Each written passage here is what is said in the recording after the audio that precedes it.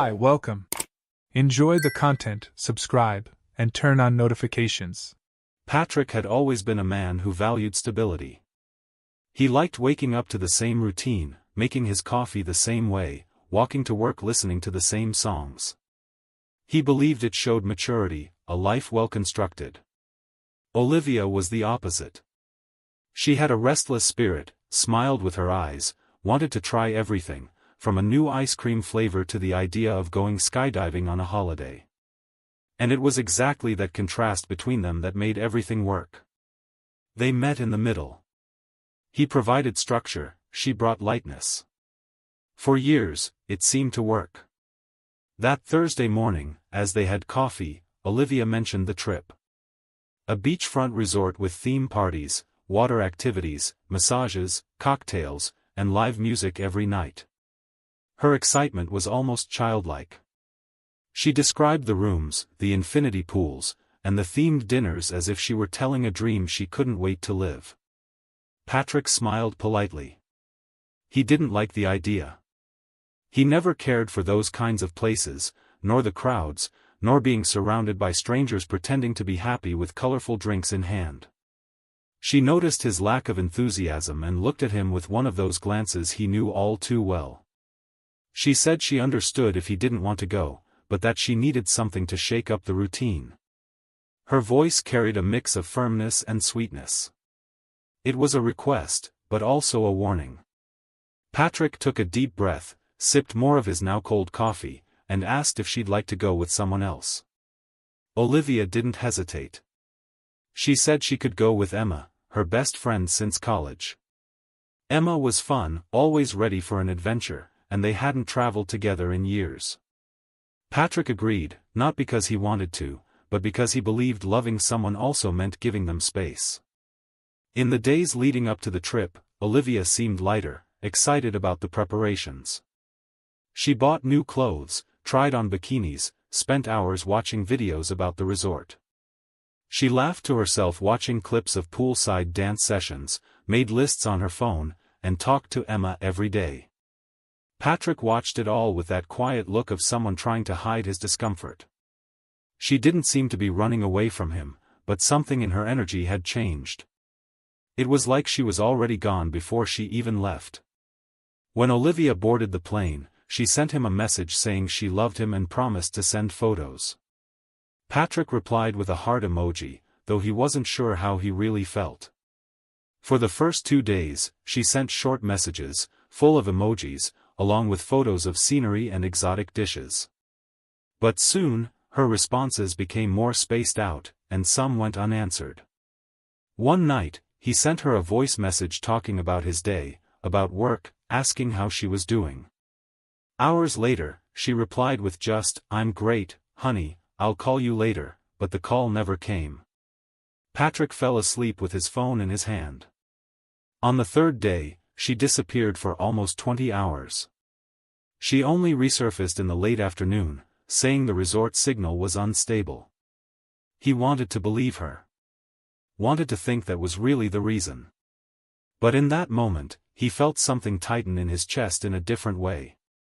He started scanning recent memories, conversations, her reactions.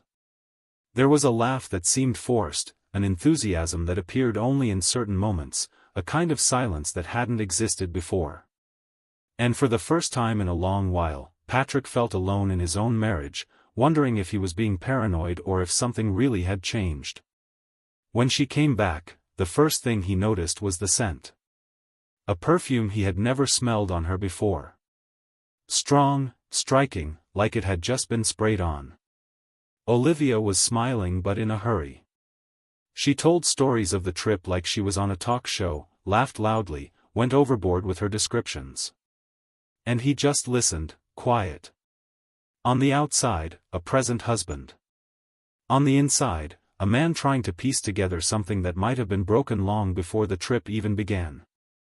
During that first week after Olivia returned, Patrick tried to stick to his routine. He woke up at the usual time, made coffee, opened the living room windows, played the same playlist on his phone while packing his work bag. But as much as he tried to pretend everything was normal, there was something different in the way he now noticed the details. Before, he moved through the days with a certain ease. Now, every little thing Olivia did seemed to catch his attention. The way she avoided staying in the same room for too long, how she held her phone more tightly, always face down, like she was hiding something, protecting something. There was a subtle, new effort on her part to seem spontaneous. And that told him more than any explanation ever could. One Saturday morning, while she was in the shower, Patrick decided to put away the clothes from the suitcase she hadn't unpacked yet. It seemed simple, almost automatic, he just wanted to see if he could find space in the closet. But the moment he unzipped the main compartment, he saw a set of lingerie he'd never seen before. Delicate fabrics, expensive brands, bold colors. Olivia never cared about that kind of lingerie. It wasn't her style, nor did it match the preferences they developed over time. This was new. It was chosen for a purpose. She wore it with someone in mind. And it wasn't him. Patrick closed the suitcase gently, his hands trembling. He didn't say a word. He just went back to the kitchen, washed his mug, and spent the rest of the day in silence. That night, he said he had a headache and went to bed early. He lay facing the wall, pretending to sleep for hours while he heard Olivia on her phone, getting up and coming back, as if she were restless. When she finally lay down, he kept his eyes shut and caught the scent of that same perfume she'd brought back from the trip. A strong, elegant smell that now made him feel uneasy. A few days later, while Olivia was working in the bedroom, Patrick found himself scrolling through the resort's Instagram page. It was late. He said he'd get something to eat and took the chance to stay in the living room alone, phone in hand. He opened the resort's official page, scrolled through photos and posts, and decided to watch the videos saved by guests.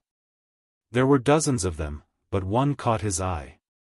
It showed a pool party, lots of music, laughter, colorful drinks, people dancing around the pool. He paused at one point. Something caught his attention. A woman with loose hair, wearing a dress he remembered Olivia buying before the trip, was dancing close to a man in an open shirt and sunglasses.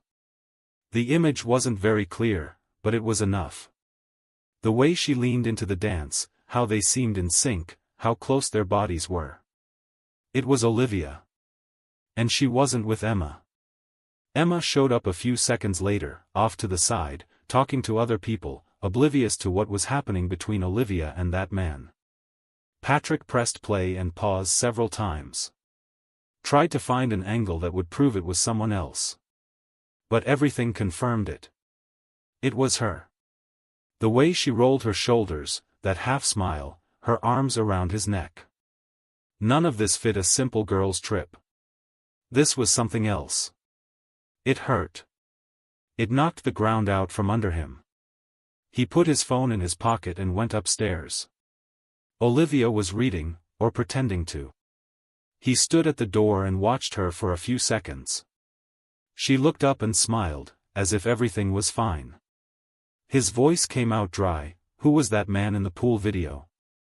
She took a while to answer, looking confused, maybe surprised he'd found out. She tried to play it down, said he was just an event host. But the way she avoided his eyes told him more than any excuse. When he pressed on, she hesitated, switched up her story, tried to force a laugh. In the end, she said, "It's not what it looks like." Those words echoed like a gunshot. It was exactly what it looked like. Someone having fun in secret, living another story on a trip far from obligations. The woman he loved was now trying to get out of a tight spot with flimsy explanations. And inside, he was in ruins, but he stayed calm. Almost cold. As if the pain had given way to clarity. Trust had dissolved. He asked again, firmly. She lost her composure, cried, said she loved him, that she was confused, that the trip had affected her in a way she hadn't expected. She tried to justify it, saying she felt alone, ignored in recent months. Every word was a subtle way of shifting the blame onto him, as if that explained what she had done. Patrick listened in silence. On the outside, unmoving. On the inside, in turmoil. She was still sobbing when he took a step back. He looked at her for another moment, an empty look, as if he understood everything he needed to, and then simply turned his back on her. He left the bedroom without a word. No shouting, no goodbyes, no promises. Just the sound of his own footsteps echoing down the hallway. That night, he didn't sleep. He stayed in the living room, staring at nothing, trying to figure out when their story had started to go off track. And especially, trying to accept there was no going back. The house had been quiet since the night before. Neither of them slept well after what happened with the video. The truth was out, like a chasm they couldn't cross. He couldn't get that image of her dancing at the pool out of his head, the smiles, the closeness. He didn't need to hear any more. He already knew enough. The next morning, he woke up before his alarm. He lay there for a while, staring at the ceiling, until he made a decision. He got up slowly, went to the closet, and pulled out the blue suitcase she always used for short trips. It wasn't about anger or impulse, it was a conclusion. He started gathering her clothes, folding them neatly. He packed her shoes, cosmetics, the new perfumes, chargers, everything. He didn't worry about picking or leaving anything behind. It all had to go. It was as if each piece of clothing he packed was another piece of their story that needed to be removed from the house, and from him. As he wheeled the suitcase into the living room, Olivia appeared at the top of the stairs, barefoot, her eyes puffy from a sleepless night. She came down slowly, looking at the scene in disbelief. Patrick didn't speak right away. He just left the suitcase in the middle of the room and pointed to the door. She tried to come closer, but he stepped aside. She asked what was going on. He told her that during the night he'd decided she no longer belonged there. She swallowed hard, tried to keep calm, but her voice shook. She said she'd messed up, but it only happened once. She was confused. He had pulled away many times too. They had a history, things couldn't end like this. He said it was over the moment she chose to be part of someone else's story. She cried and tried to touch him, but again, he moved back. She begged for one more chance. She said they could fix it, for everything they had built. He said they had built something she had chosen to destroy, and now he was just clearing away the rubble. She went silent. Looked at the suitcase. Then at him. And realized there was no room to insist. Hands shaking, she grabbed the handle and left, crying quietly. Patrick closed the door firmly behind her, like he was putting a period at the end of a sentence. That sound of the door shutting was more symbolic than any argument ever could be. Over the following days, she sent messages, some filled with regret, others calmer, as if hoping time would lessen the weight of what she'd done. Patrick didn't answer. He contacted a lawyer, started divorce proceedings, and got everything in order. He only asked that it be quick, with no delays. Their story had lingered long enough. When the papers arrived, he signed them without hesitation. 3 weeks went by. Patrick was driving home from work in silence when his phone rang. It was Olivia. He thought about ignoring it, but something made him pick up. On the other end, she was breathing heavily, struggling to control her emotions. She said she needed to tell him something. He said nothing. She said she was pregnant. He felt his heart pound for a second, and his mind went blank. The silence stretched between them. Then she said she found out that week, that she'd been to the doctor. Patrick stayed quiet. The car kept moving, but the road no longer looked the same to him. The story he thought had ended, maybe had just started again. 2 months passed after that call. Patrick went on with his life as if he hadn't heard a thing. He kept working, reorganized his routine, avoided mentioning Olivia at all. Whenever someone brought her up, he changed the subject. To everyone else, he looked cold, insensitive, almost cruel. But no one knew what he was carrying inside. He had just chosen not to be hurt by her manipulations anymore. Olivia, on the other hand, didn't stop. She called, texted, stayed present in all their social circles. She talked to Patrick's mother, father, siblings, cousins. She cried to everyone, saying she was alone, abandoned, and expecting a child whose father had turned his back on her. Her story touched everyone. His mother stopped answering his calls. His father, usually reserved, sent a blunt message saying he expected more empathy from his son. His siblings kept their distance. Childhood friends looked at him differently. Worst of all, no one asked for his side of the story. Until one random Friday, Noah, his best friend since college, showed up at his place unannounced. He had 2 beers and a frustrated look on his face. He sat on the couch and got right to the point. He told Patrick everyone was talking like he was the bad guy, and he knew that wasn't who Patrick was. Patrick took a deep breath and, for the first time in weeks, told the whole story: the resort video, the dance with the stranger, the new lingerie, the coldness in her eyes, the careless lies. The argument, the suitcase, the breakup, and finally the call where she announced the pregnancy. Noah listened quietly. When Patrick finished, Noah said he knew Patrick and that Patrick knew what he had to do: a DNA test.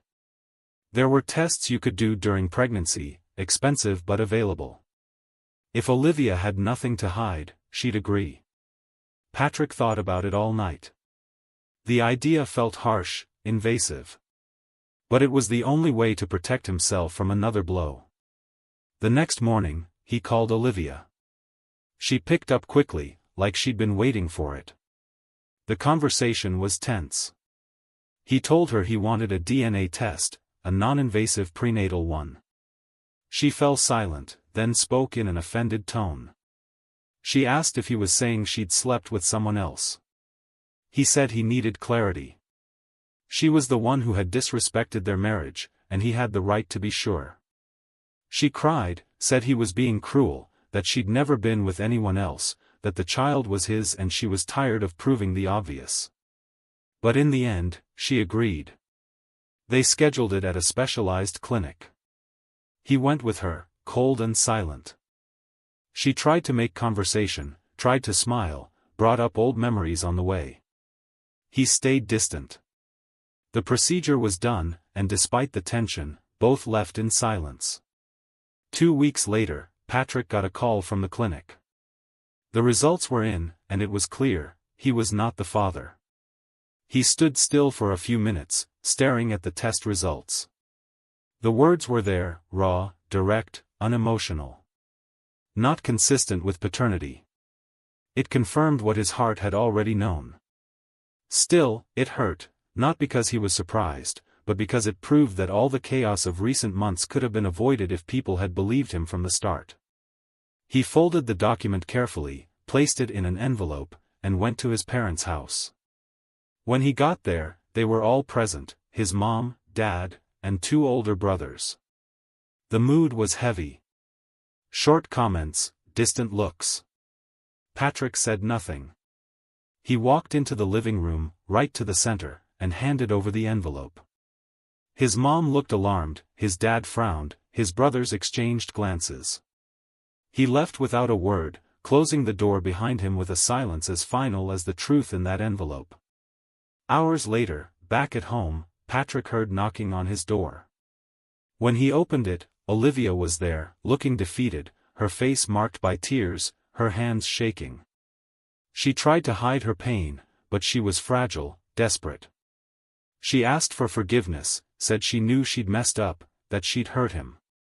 But the child needed a father. She stepped forward, eyes pleading. Patrick stared for a few seconds, serious and calm, breathing steadily. Then, with the same composure he'd shown from the start, he simply wished her luck and closed the door. In the following weeks, the messages began arriving, first from his siblings, then his father. All of them wanted to talk, asking if they could see him. His mother showed up with a cake, tears in her eyes, saying she couldn't sleep anymore after learning the truth. One by one, they drew closer again, each with the same silent request in their eyes: forgiveness. Patrick listened to them. Without bitterness, but without any rush either. He didn't want everything to go back to how it was before. He just wanted people to see him for who he really was, a man who only ever wanted respect and honesty. Life finally found a new order. The wounds didn't vanish, but they began to heal. And in that quiet restart, he found something no one could take away from him: peace. Thank you for watching the video. If you enjoyed it, don't forget to subscribe to the channel and turn on notifications so you won't miss any updates. See you next time.